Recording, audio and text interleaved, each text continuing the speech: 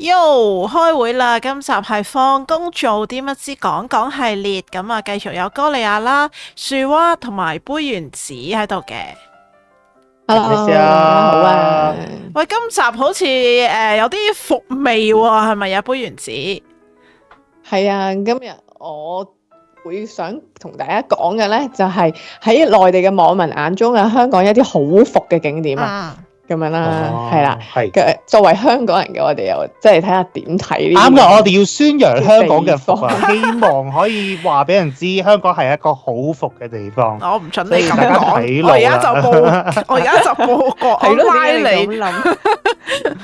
我覺得最好嘅地方係澳門同台灣。唔準你咁講，真係唔準你咁哇講，反對你。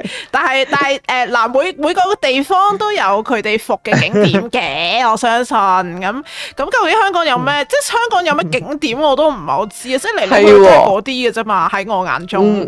係咯，我唔知佢哋係咪有啲咩新嘢㗎？係有好多，其實都唔係啲咩新嘢嚟嘅，其實都係一啲香港咁耐以嚟都有嘅一啲傳統景點啦。咁但係唔知喺我哋眼中呢啲又係咪即係值得係一個景點啦？係。咁第一個咧就係重慶大廈。係邊個話俾我哋聽重慶大廈景點嚟？我都唔係啊，因為咧係咪嗰啲閃閃書啊咁寫？因為佢哋嗰個以前電影喺嗰度拍啦，其次就係聲稱啲印度嘢係喺嗰度食噶嘛，跟住同埋有好多嗰啲 blogger 會去嗰度覓食，話嗰度好似另一個世界咁樣咧，入到去。係啊，咪就係另一個世界咯，因為係啦，另一個世界點就係因為佢去咗另一個世界。咁佢哋有冇講到點啊？有啊，因為咧呢個地方我估啦，即係點解佢哋會去啦？即係其實都即係因為以前都，我覺得佢都算係尖沙咀一個幾 signature 嘅一個建築物嚟嘅。因為你行到去嗰度咧，你永遠都佢又覺得佢又好有佢嘅風格嘅，同埋係排傳啦，好多尖沙咀版嘅九龍城寨咁樣啦。係啊，有啲咁嘅感覺咯。三不管地帶嗰啲 friend 係。其實你哋有冇入過去㗎？我入過，有啊，我都係啊，係啊，都真係有啲。你哋覺得點？我嗰次咧，我去過一次啫，我仲要唔識，即係我搭錯 lift 啊！我去食咖喱，跟住咧搭錯咗，係啊，大家都係咁，唔係有咩做啫？我哋都係食咖喱，但我最後冇食到嚇，點解嘅？最後蕩失路啊，因為跟住就唔知點樣，最後唔想食，跟住佢就成班人落翻嚟。哦，因為我蕩失路搭錯 lift 啊，跟住我就去咗一層不知名嘅地方，跟住我已經好驚啦。不過我有朋友同我一齊嘅，兩個女仔，跟住佢哋即係出嚟，點解晾晒衫咁樣，又唔知點咁樣，又有啲即係好似師奶嘅物體咁樣喺度，唔知整緊啲咩咁咯。跟住我哋就原 lift 落翻去，跟住再揾過。因為就冇食啦，有食最後。佢嗰個運閘好唔同啊，因為佢咧有啲層數係攞咗嚟做賓館，跟住有一啲層數攞咗嚟住宅，有一啲係真係唔知廠定係嗰啲嘢咁樣咯。鋪頭商業咯，係啊，係啊，呢個可能都係佢嘅特色之一嚟嘅。不過可能喺外地，即係點解佢哋會覺得呢個係一個景點？我估咧係因為真係好多人都會話嗰度可能好多嘢食啦，即係尤其是食咖喱啊咁樣啦。因為我哋都係為咗食咖喱而即係去闖入去，係啦。咁但係咧，佢哋即係喺佢哋嘅眼中都覺得咧，其實呢個地方就係好似我哋所講，就覺得好似有啲複雜啊，係啊，即係覺得治安唔係幾好啦，即係覺得個好似會好多犯罪咁樣，好似會有啲偷即係一啲盜竊啊，一啲案啊會喺裏面發生，即係個感覺唔舒服。其實入到去根本就唔係一個即係好好嘅一個旅客應該要去嘅地方咁樣。佢個賓館係超級平，點解啲人會去嗰度咧？就係一個賓館係200-300蚊晚嘅，即係喺尖沙咀地段200-300蚊晚係超級真係好平。咁但係咧有好多YouTuber 去開箱過啦，嗰啲賓館咧夜晚係極大隻曱甴，係超多隻，同埋啲床褥咧係有窿窿㗎，有霉有爛，係啊，好恐怖㗎！你嘔心，瞓街可能都乾淨過佢，所以係啊，寧願喺條街過夜。係啊，係啊，哦，係啊，呢個我都覺得其實如果你哋有朋友嚟，你哋係咪都唔會叫佢去，或者你哋都唔會想帶佢去？梗係唔會啦，除非有仇嘅啫喎。有仇食就幫佢 book 房，叫佢去嗰度住。不過又咁講，如果你帶朋友嚟香港，其實你真係諗唔到帶去香港，諗到去邊啊？去好多商場咁樣，睇佢興趣。但係呢個我都唔會，呢個我都唔會話係香港一個景點咯。不過唔會啊，都真係唔會。係都服嘅。如果即係我係其他人冇得帶我去呢個地方，係啊，係。跟住第二個咧就係金紫荊廣場啊。金紫荊廣場啦，佢哋就覺得其實都只不過係一個好普通嘅地標，又唔係特別靚啦。跟住側邊又冇咩行，最緊要係側邊根本就冇咩睇，冇咩行。團係一定會帶佢哋去噶嘛，就係為咗去山長水遠，就係為咗去一個咁嘅地方落車，影一個金紫荊，睇海咯，嗰個花。但係其實如果你喺海旁又嗰個位又唔係真係特別靚，因為如果你睇一定係去西九嗰度睇噶嘛，仲好係咯。西九好似仲靚，其實好多海旁仲靚，係即係如果係要揀嘅話，係。不過咧，我覺得其實度度都有好多呢啲咁樣，即係其他國家其實都有好多呢啲咁樣嘅地方。我唔知你知唔知台灣咧咪有個野柳地質公園嘅？係啊，跟住哇勁嬲，你去野柳地質公園睇嗰個咩皇后石頭啊嘛，我好中意啊！花啲野柳，跟住呢個石頭，跟住就我就山長水遠去睇呢個石頭。嗰個石，我係幾中意野柳嘅，我必須要持相反，因為佢咧，即係佢又同金紫荊有啲唔同啦。第一，佢係自然地質啦，同埋佢除咗皇后，其實佢仲有各式各樣唔同形態噶嘛。你紫荊嗰個就真係淨係得嗰個金紫荊啫喎，同埋佢人造出嚟噶喎。唔係，但係你金紫荊其實你可以去埋會展啊嘛。有咩做噶？會展真係冇咩都唔會，如果動漫解釋冇一下咯，除非開緊啲咩展。一陣去嚟到原來婚紗展咁樣，真係唔知做乜鬼嘢嚟。家具展啊，寵物展咁樣，都唔知做咩。係啊，呢個我都覺得好服。不過其實好多地方都有呢啲唔知點樣嘅地標，去一去其實都冇咩做。得個像咁樣揸勁耐車，唔知做乜。香港其實已經算交通短啦，即係個車程。仲要個像其實又唔係高喎，細細嚿咁樣。你講緊咩啊？金紫荊？金紫荊咯，都唔係特別靚。唔係又唔係好細，又唔係好大咯，但係唔知影嚟做咩咯。唔係好壯觀，特登要同呢個嘢要去影相，即係未去到玩自由神像巨大啊、大佛呢種巨大嗰啲咧。係咯，其實睇大佛咪仲正。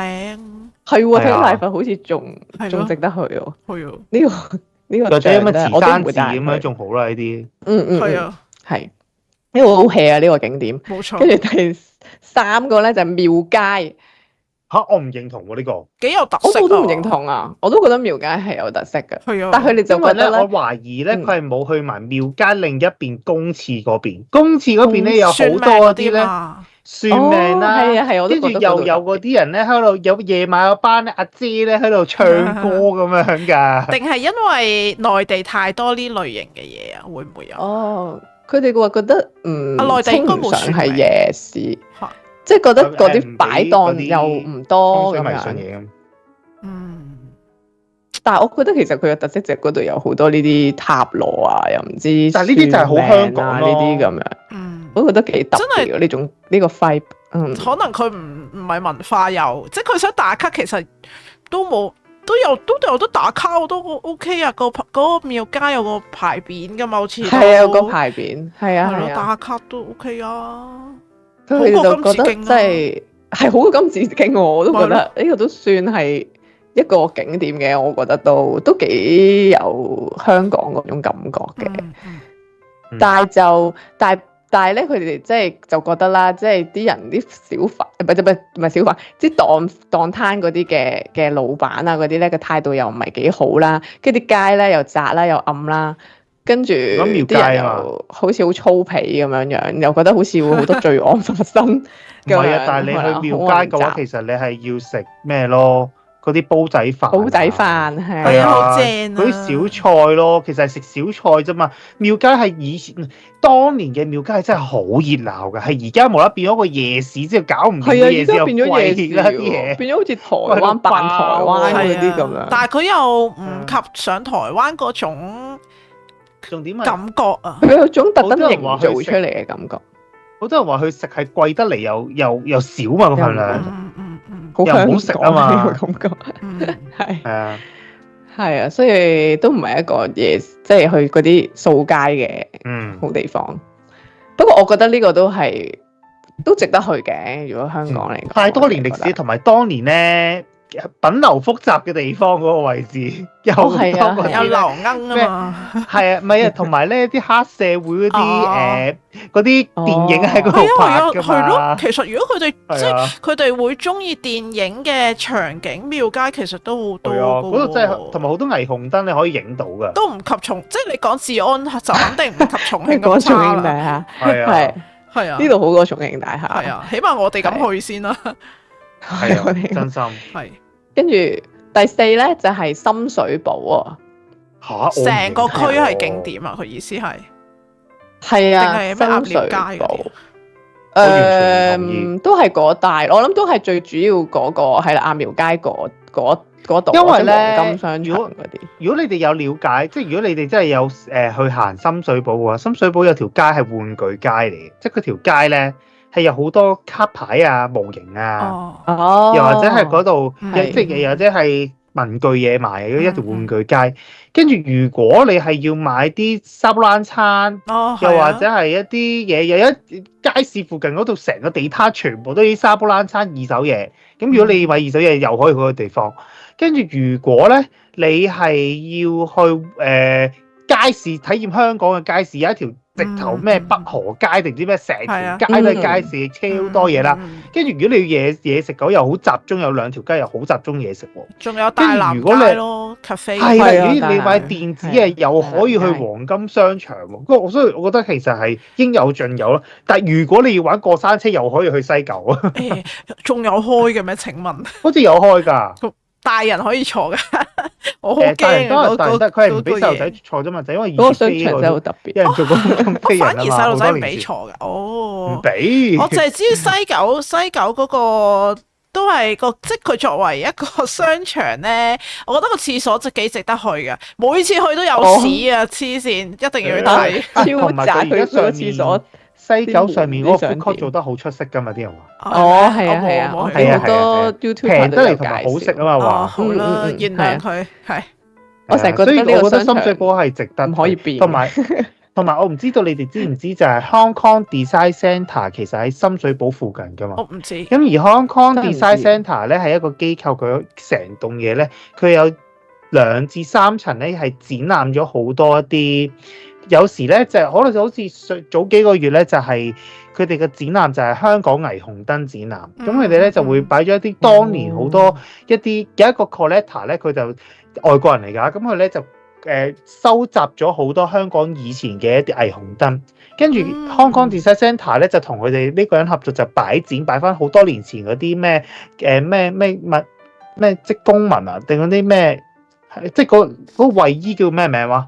即係冷衫嗰個咧咩秋蟬利工民利工民係有利工民啊，跟住有金鳳啊，嗰啲霓虹燈全部展覽咗喺嗰個展嗰度咯，係啦。咁但係咧，佢2-3個月咧就會擺唔同個展咁樣咯。咁但係其實你當好似一個藝術體驗館咁樣咯，因為佢3樓4樓咧係會擺咗一啲好多 source 咗好多唔同國家嘅一啲嘅 designer， 又或者係一啲 artist 嘅展品會擺喺嗰度擺展覽咯，希望推廣藝術咁樣嘅。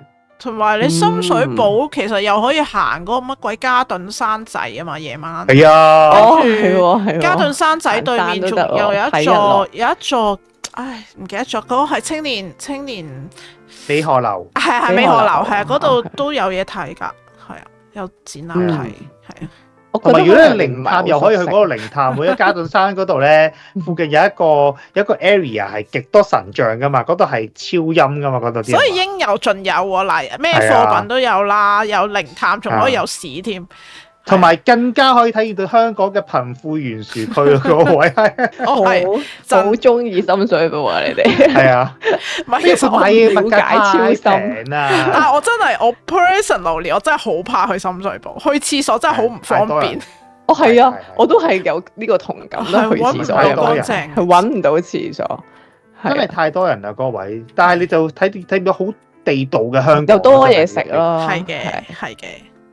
我覺得香港咧，普遍即係身邊嘅人其實都幾中意深水埗，即係真係香港長大嘅人咧。我身邊係好多人，如果話中意香港邊個地方，佢都會中意深水埗，反而即係好似係覺得好有特色咯，係啊，好地啊，係夠咯，覺得係啊。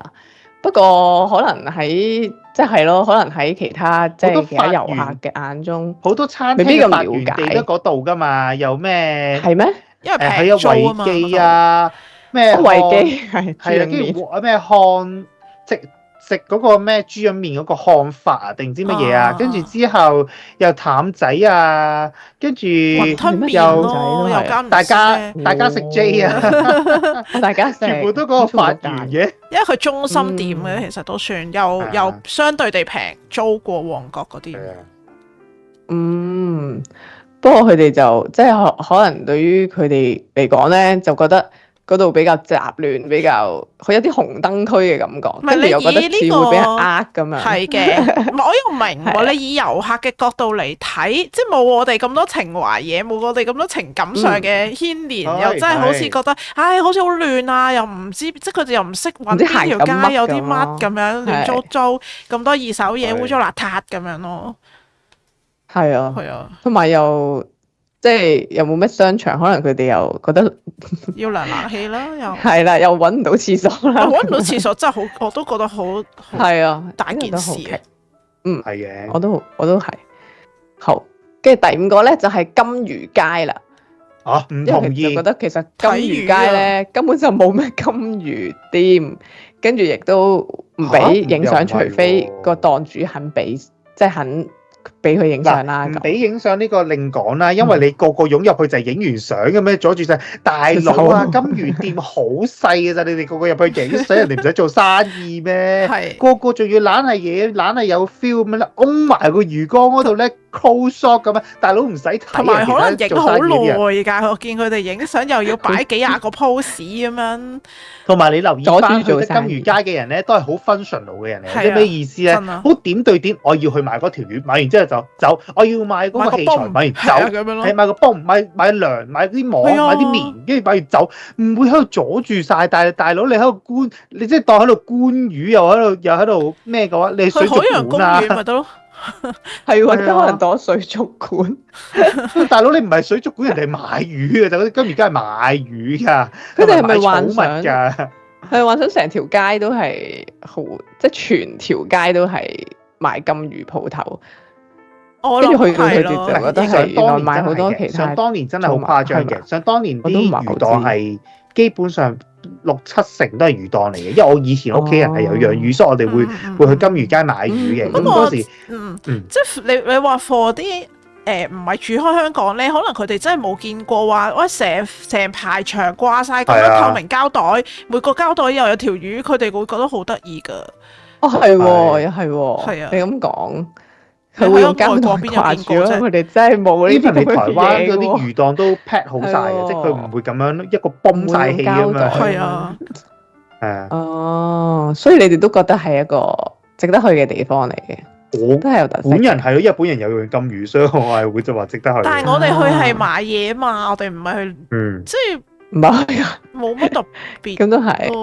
你影相，你咪影嗰條魚，即係影嗰幅牆，影一影就走啦。你唔使自己個人企埋去。如果你講金魚街服嘅話，我覺得，你講金魚街服，我會覺得雀仔街反而更服喎。哦，雀仔街其實唔係好多嘢睇嘅啫喎。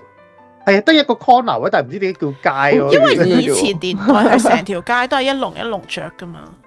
咁但係嗰啲全部都係嗰啲人自己掛上去啫嘛，唔係賣噶嘛，唔係咩？我唔係好記得啦，但係啲雀有啫嘛。好似唔係㗎，好似係賣㗎。係有啲嘅，有啲賣嘅。係啊，以前係好壯觀㗎，而家少咗啫嘛。係咪因為禽流感所以打擊咗？都可能。係，所以金魚街，因為覺得冇乜好多金魚店，所以覺得俾人壓咗喺度。金魚街係貴咯，唔係啊，同埋而家嗰度好多嗰啲爬行動物啊，睇爬行動物都好幾好睇啊！超多爬行動物，即係嗰啲咧又有嗰啲蜥蜴，跟住又有手工，跟住之後又有嗰啲獨角仙，跟住有得蜘蛛，又有蛇咁樣，好鬼多嘢買㗎嗰度而家。有啲嘢係啊，越養越黑啩。係咯，係啊。咁跟住咧，第6個咧就係西環泳棚啊。其實我未去過。我都覺得點啊？我直頭唔知呢個咩嚟嘅。嚇，真係㗎？唔係，總之就係咧，其實有一個類似係少少地嘅一個碼頭仔咁樣啦。咁但係咧，好多一啲老人家就會凌晨就去早遊即係晨遊嗰時咧，就會去嗰度游水㗎啦，咁樣咯。咁佢哋去睇阿伯㗎？唔係啊，其實點就係都行出去嘅，好似話喺好高嘅位度影落去係好靚嘅，因為個人企咗喺個碼頭仔度咁樣啊嘛。其實我諗，如果你喺第二個即係去外國或者其他地方，有好多類似啲咁樣嘅景點嘅，係啊，即係個海跟住中間有條嘢突咗出嚟，即係影相，好似用啲木板砌出嚟咁樣。係啊，木板砌出嚟好長咁樣，但係其實基本上對於我覺得好多其他地方嚟講咧，應該係好 common。不過呢個可能佢亦都係一個泳棚咯，即係因為佢咧，其實我有去過嘅，佢嗰度咧係有個 office 嘅，同埋有個做咩？即係佢係因為咧，佢嗰度係唔係康文署管嘅，好似係，即係好似係一班即係唔知啊，即係唔知咩泳游水嘅，唔知咩啊，係啊，類似啦。咁佢哋就經營喺嗰度，係有個 office，跟住有個更衣室咁樣咯，咁樣。係啊，咁但係好細嘅就係嗰個 office 係少少得意嘅咁樣，但係其實都冇咩特別好去，因為其實你去到就係咁，同埋都好偏㗎嘛個位，唔係咩？係啊，要特登唔知點樣搭小巴，又要行好，即係都要行少少山嘅。咁又真係有啲伏嘅，聽落都係啊，係。同埋去完就冇，你就行翻上去，跟住然後就搭翻個小巴走，側邊都冇其他嘢，都係荒山野嶺咁樣。係啊。同埋好多人排隊咯，即係如果你要影相嗰啲禮拜六日去咧，啲人就逐個排影，都真係幾無聊，聽落都覺得好服啊！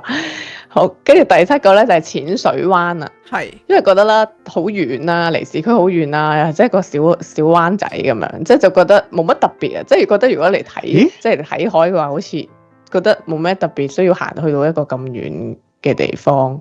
淺水灣定清水灣啊？因為咧淺水灣。淺水灣唔係有個觀音像嗰個位嗰個咩？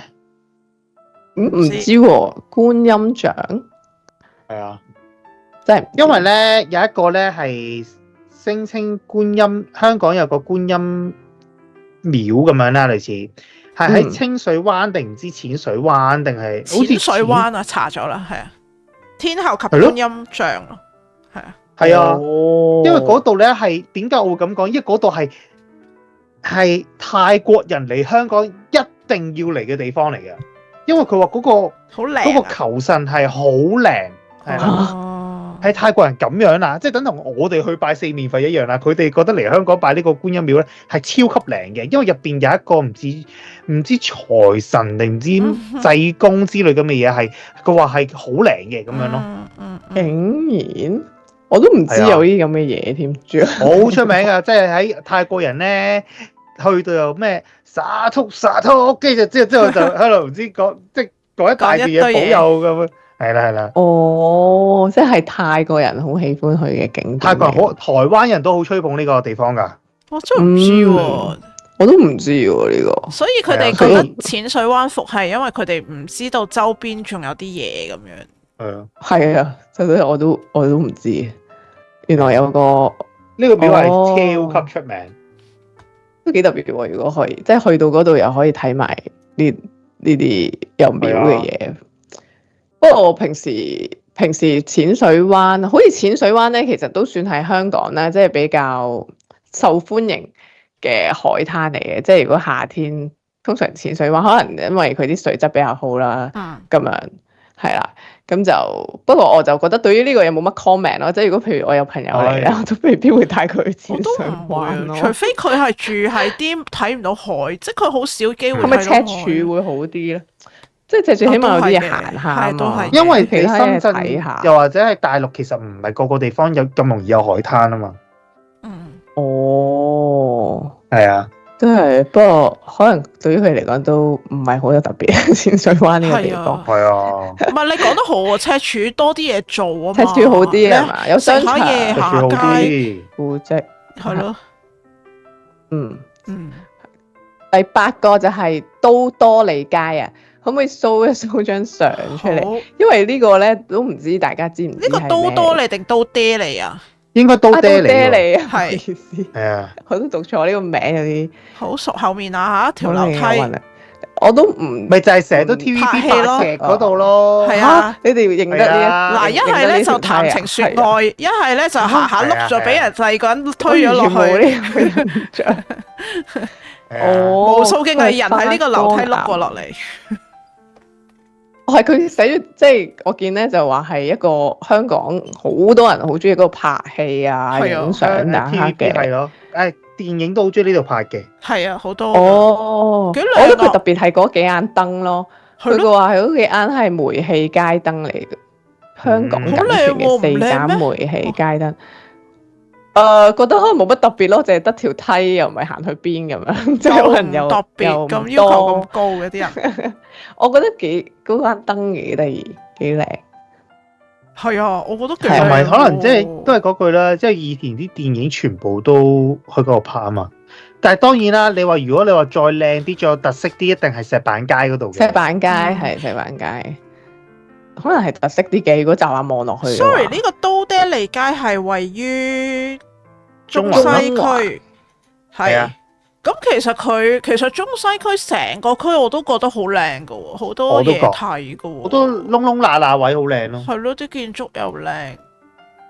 就算啊，你普通啊，我當你喺嗰個中環嗰個石板街附近咧，如果你就咁行樓梯，即係有啲巷仔樓梯行落嚟咧，其實都好特別㗎，因為佢係嗰啲石級巷仔，跟住之後係極殘舊，但係就好多電影咩十分愛嗰啲都會喺嗰度拍取景嗰啲。係啊，仲有咩摩羅街啊，咩荷里活道嗰啲都幾靚㗎，係咯。啊。冇理由，同埋而家影相嘅都會中意呢個唔服啊嘛？我覺得你哋會唔會帶朋友去啊？我覺得成個中西區可能都係啦。如果係成個 tour 咁行咯，去埋大館嗰啲咯，係啊，都係嘅。中環嗰邊都幾有特色嘅，其實。咁跟住咧，第9就係堅尼地城。不過其實我唔知點解堅尼地城係一個景點咯。我都唔係好知，但係好似話網上面有好多人都話堅尼地城嗰度有打卡嘅，咁所以就引咗好多我哋嘅訪問去打卡啦。但係點知就發覺原來嗰度根本啲街又窄啊，跟住其實有好多車根本都唔係好適合喺嗰度影相。哦，我知啊，因為堅尼地城係咪就係嗰個海旁？堅尼地城嘅海旁。我知海旁。係咪因為話佢似唔知咩？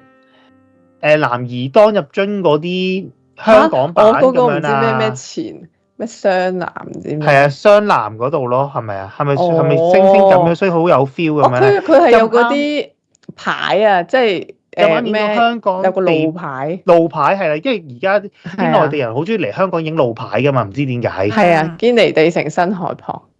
我見到上網咧有個即係堅尼地城一 search 咧有一張即係打卡嘅地點咧，就係佢即係打直道咁樣影啦，跟住兩邊都係建築物舊式嘅香港建築，跟住出面即係中間就係海咁樣咯，影到海同埋電車路。係呢個係啦，你嗰個位咧係喺球場嗰度影過去嘅，呢個係第一個堅尼地城第一個位，第二個位咧就係出去海邊嗰度。有啲人就會同嗰啲路牌去影相咯。咁我又覺得唔服喎，都幾靚咯，影出嚟。即係如果佢係追求打卡，佢先會去堅尼地城啫。如果你追求其他嘢，你又唔會去堅尼地城。都係嘅。我覺得呢啲位置就好似平時去咗第二啲外國嗰啲地方咧，就係就係無啦啦有一個好似點嘅位，就排晒隊。係啊，就係為咗影一張。就係為咗影呢張觀音像，想唱歌了，都係崩潰嘅。你去到大三巴就咁樣。係啊，係啊，其實係不過如果中意影相嘅人，可能都會覺得 OK 嘅。但係如果唔係特別中意影相，其實去咗呢一度又真係唔知做乜，即係到此一遊咯。咁咪行下咯，係啊，真係覺得都 OK 嘅。其實我呢個比較覺得冷門嘅香港景點，我咧，自己覺得。你伏極咧，你都有嘢做啊嘛！即係你去到堅尼地城，你好伏啦，你唔中意影相，其實你有咁多街鋪，香港你乜都睇下都過癮噶，應該。起碼唔會荒山野嶺先。其實都有，同埋有好多即係係咪啊？都起碼有啲商場啊、城啊咁樣，熱得滯又可以行入去，都 OK 嘅。其實我覺得即係如果去到，其實都係行下。不過就如果係遊客嘅話，就應該可能去一次咁，未必會都係嘅去嗰個地方咯。都係嘅。呢個我覺得有啲係冷門啲。係。跟住最後啦，就係第10個就係香港蠟像館啊。其實我從來冇去過，我都冇去過。咩杜莎夫人啊嘛，佢話性價比唔高，跟住咩好舊咁樣，跟住唔使特登去咯咁樣。我都覺得好奇怪啊！我會建議去內地嗰個蠟像館啊。你去過咩？我未去過，完全冇啊冇啊！但係嗰個有好多啲人話太即係高仿啊嘛。係啊，假㗎！哦，原來咁又值得上去睇下，唔知點解我都想睇啊！但係我覺得即係其實咧，蠟像館呢樣嘢咧，我成日都覺得我唔理解佢嗰個吸引力。係啊，好似好恐怖咁樣入去。我唔明點解佢會俾錢入去呢個蠟像館真睇係做咩咧？即係影相同啲假嗰啲，唔知扮同明星影咗相。係咯，呢個概念真係唔係好明。不過佢喺山頂嘅，去到上去都起碼可以喺山頂行下，都 OK。我覺得上山。但係話俾你知，我係冇去過㗎呢個蠟像館。我都冇。蠟像館都冇啊！咁耐以嚟都，香港人應該唔會去㗎嘛。直頭覺得傻嘅咩？做咩要俾錢入啊？免費可能會入下啩。同埋好似唔係好貴，唔係平㗎喎個蠟像館。唔平啊，好貴嘅。呢個真係咁多年嚟，呢個同意，好服，都冇去200幾蚊啊，240好貴啊，好貴啊，做乜鬼嘢？50蚊你哋入唔入去啊？如果佢俾我入去50蚊，係50蚊都唔入，5蚊我都唔想俾啊。本地人優惠咁樣啦，跟住就唔使錢入咁樣。係咯，5蚊你哋入唔入啊？可以考慮嘅，但係你諗下山頂唔使排隊嘅話，山長水遠喎。 5蚊我都唔入，我真係覺得係啊，你奢侈時就上山頂，好奇怪咯，即係又唔係真嘅啲人，跟住想同佢影相。反而你山頂纜車值得坐下嘅。哦，係啊，靚咯。我覺得山頂都值得上去行下嘅，係嘅。除咗個蠟像呢個除咗蠟像館可以唔使去，可以唔使嘥錢。係啊，咁大概就係呢度10個啦，咁就。不過其實有好多我都唔覺得係，即係如果俾咗係我都唔會帶啲人去呢啲地方先咯。如果有人即係外國嘅朋友嚟，第一次嚟我都唔會帶佢。不過可能廟街啊、深水埗可能都有啲機會，係中環啊嗰啲地方咯。但係我自己覺得最伏咧，即係基本重慶大廈我真係唔會帶人去。同埋金紫荊廣場我都唔會，除非你同佢有仇咯。你真係好服大佬，諗住以後絕交嘅話，可以考慮下去金紫荊。仲要唔好俾佢搭咩車喎，唔好搭的士嗰啲啊，行去。我仲要山長水遠，冇錯，轉好多地鐵，轉好多程地鐵特登行。冇錯，即刻對香港心諗咩事啊？係啊，香港發生什麼事？係啦。